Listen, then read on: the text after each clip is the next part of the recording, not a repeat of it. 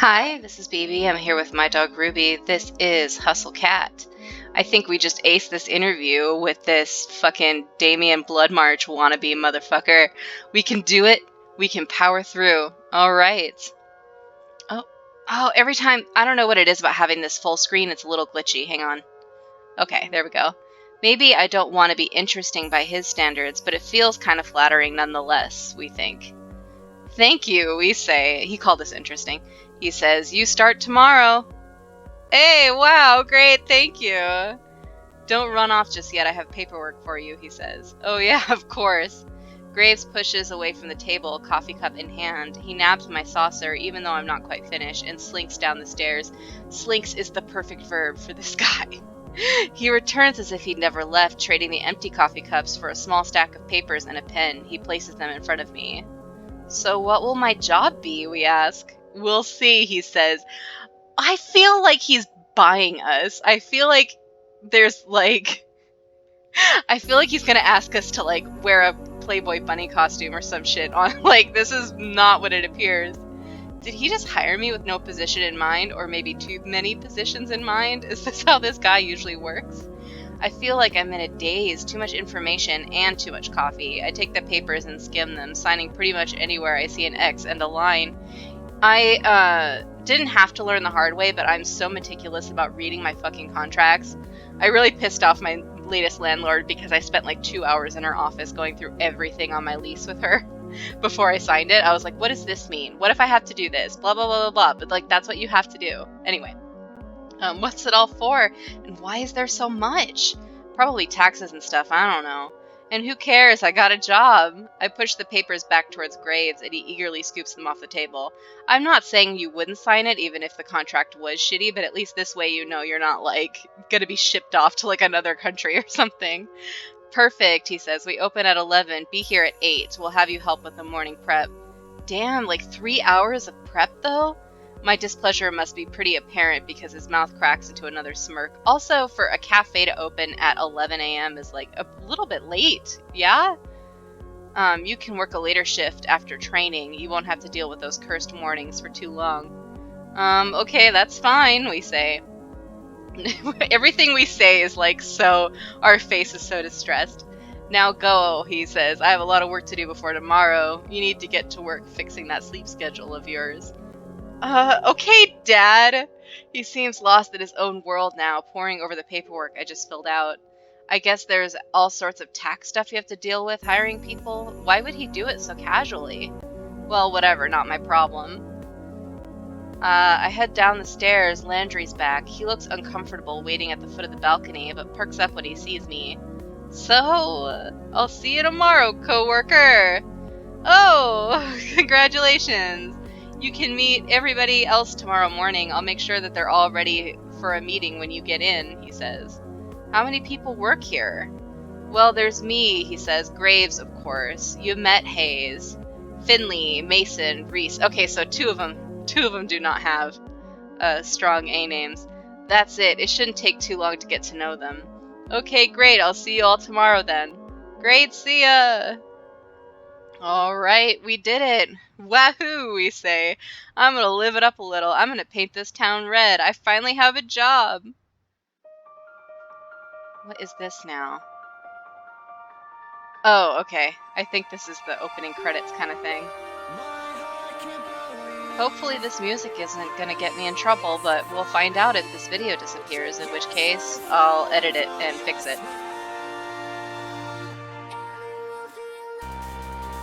There they are.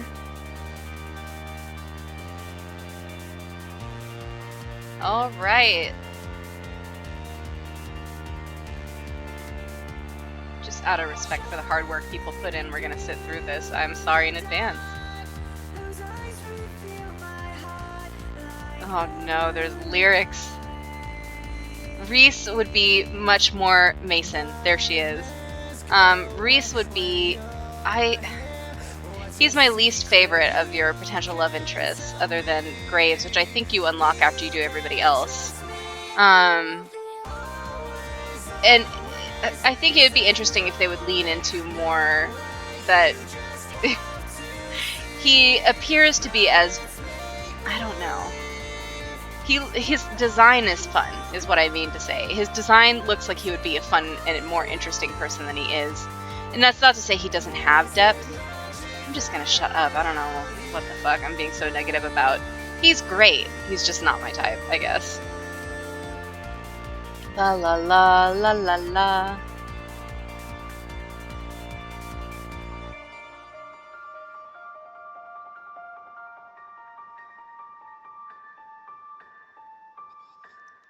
Oh shit. Oh no. Foreboding. This game comes at you with a plot out of nowhere. It's really kind of surprising. Anyway, I got lost and didn't end up painting anything, but it was a nice walk. As I head home, I get this distinct feeling of being followed. I didn't really know that that was a thing that actually happens, but it's hard not to notice when you see some movement out of the corner of your eye. I turn around. A sleek black cat stands in the middle of the road. It sits down when we make eye contact and thumps its tail testily against the pavement. It's got different colored eyes. I guess heterochromia really is common in cats, huh? Should I, try to bring it to the cafe? They take care of strays there, after all. I should try. I crouch down as slowly as I can and reach my hand towards the cat, beckoning to it. It doesn't move. I make those little smoochy noises that seem to work on some cats. This one doesn't seem terribly impressed. It pins its ears back and it looks away, still for a moment before standing up and slinking into an alley. I guess I should just leave this to the professionals. Oh well, we did try. It's time to celebrate. I'm gonna wreck this pizza I grabbed from Pizza Lloyd's on the way home. I pick up a can of wet cat food for Mochi from the corner store, too. I figure we both deserve a celebration.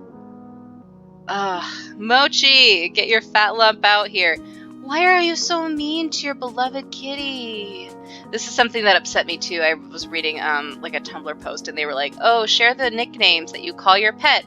And I was like, oh, I call her Pumpkin and Sweet Pea and Little Baby and all this really cutesy stuff. And everyone else is like, fat bastard and shit. And I'm like, be fucking nice. This animal loves you unconditionally and relies on you entirely and you're gonna call it mean names like this? How dare you? Anyway, I just feel like it's funny because the cat is just a fat lump. I get it, but it's also you speak your emotions into reality. If I'm making sense, I'll shut up. I have good news. No answer or indication he's even in the same room. You know, he never even asked how my day was. I know how to do this. I walk over to his food bowl and crack the lid of the wet food. In a flash, he's at my feet, tail shaking like a rotor behind him. Come here, you big moron. See what I fucking mean? I give him a little scratch behind the ears before I dump half the can into his bowl and the feeding frenzy begins. I can't believe we're on the 3rd episode and we still haven't, actually really gotten into the game yet. I'm sorry. He acts like I never feed him. Whatever, I'm about to go do the same to this pizza. That is a shortcoming of this game, which I do enjoy. Again, I like it a lot. It gets a little bit kind of like Love is Strange. It starts to really get slowed down by its own storytelling. After a quick jaunt to free myself from the shackles of non-pajama clothing, I flop back down on the couch, dinner in hand, laptop in my face. Oh, it looks like there's a new Jelly Donut video. It's a video of her sleeping in a donut box. I love that dumb internet cat. She's always doing something ridiculous. I wonder how her owner gets her to do those tricks. That flooring seems familiar. Where are these filmed?